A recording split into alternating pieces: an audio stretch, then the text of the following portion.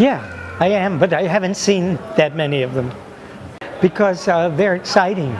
They're exciting and they're colorful, and I grew up on some of the comics, so I can relate to it.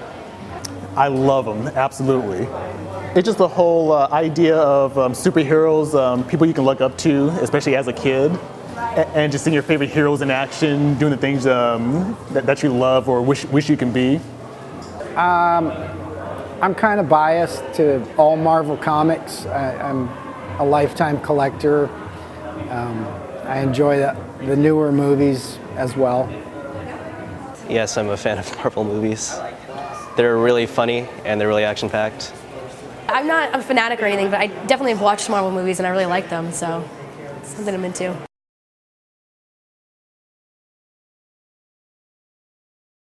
Right now it's Black Panther. Honestly, I would have to say Iron Man. I mean, literally, this guy isn't special. He's just extremely intelligent, and he made his own suit.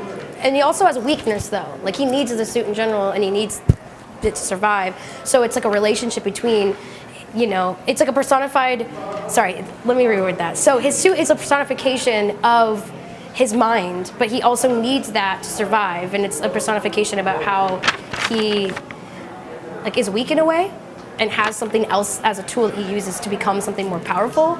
And I also think the movie's funny. And it's not like Batman, where Batman's extremely tormented. This guy is just living his life. Like, you know, he's just being himself, so. Junior's portrayal of Iron Man, but I gotta say, even with the failure of the film, Norrin Radd kicks ass. It would have to be the original X-Men movies are my favorites.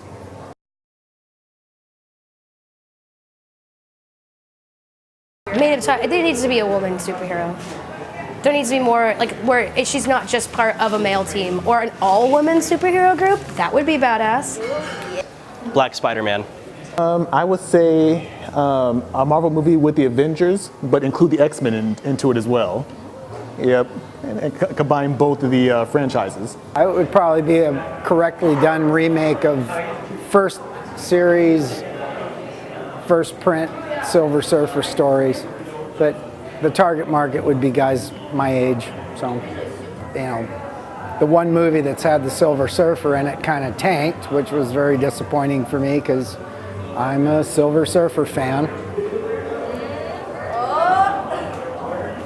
So, I don't know. Maybe, or the Hulk. The Hulk has been made. Maybe Thor been made. I don't know. I guess it would involve a new Marvel character. It wouldn't be one of the ones. I'd have to invent the character as well.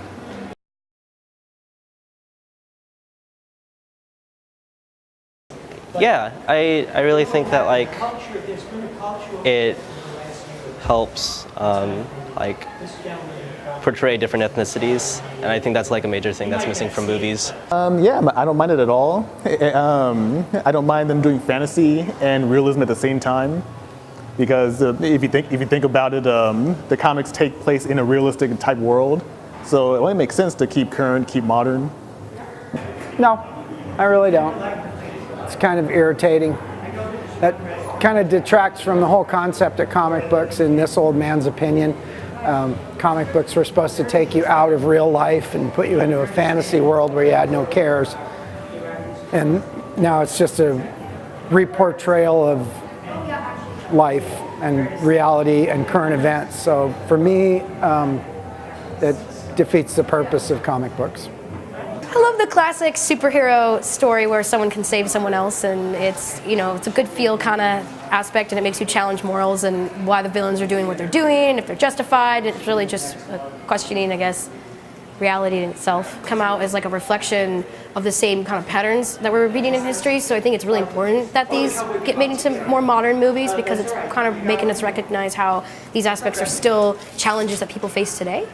And I think I actually really respect that Marvel's going out of their way to do those things.